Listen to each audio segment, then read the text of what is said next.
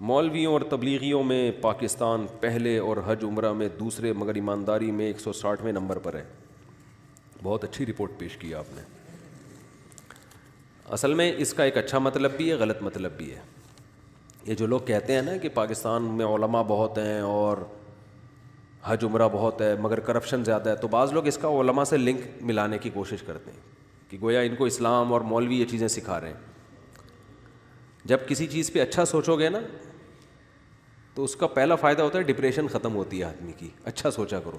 آپ بولو پاکستان کرپشن میں 160ویں نمبر پر ہے، یا پہلے نمبر پہ فرض کر لو، مجھے تو پہلے نمبر پہ لگتا ہے 160واں، تو انہوں نے بہت عزت دے دی. تو پہلے فرض کر لو پہلے نمبر پہ ہے پاکستان کرپشن میں. لیکن ایک اچھی بات بھی ہے کہ الحمدللہ دنیا کا علم نہیں ہے لیکن کم از کم اسلام تو یہاں پر ہے نا. اب باقی جو کرپشن میں 160ویں نمبر پر ہے نا، اگر پاکستان علماء میں اور اسلام میں بھی پہلے نمبر پہ نہ ہوتا، حج عمرے میں بھی پہلے نمبر پہ نہ ہوتا، تو کرپشن میں پھر یہ پہلے نمبر پہ ہوتا.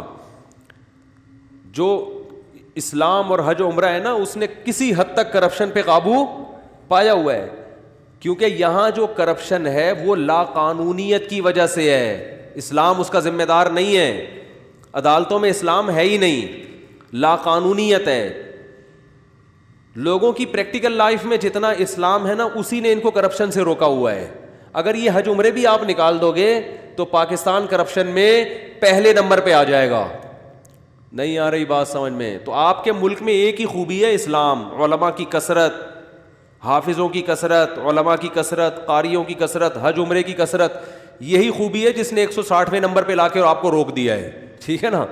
یہ خوبی بھی اگر ختم ہو گئی تو یہ پہلے نمبر پہ جائے گا. تو ہمارے ہاں اگر کوئی خوبی ہے تو مذہب کی وجہ سے ہے، قانون کی وجہ سے نہیں ہے. کیونکہ جو قانون کے علم بردار ہیں سب سے زیادہ کرپٹ وہ ہیں، سب سے زیادہ کرپشن بولو نا ان میں ہے. تو ان کی وجہ سے کرپشن آ رہی ہے، علماء کی وجہ سے نہیں آ رہی ہے کرپشن. آپ دیکھ لو نا، جو نیب کے ادارے کو جا کے دیکھ لو، اس میں کیا کچھ ملے گا آپ کو، اور پولیس کے محکمے کو دیکھ لو تو پتہ چل جائے گا آپ کو.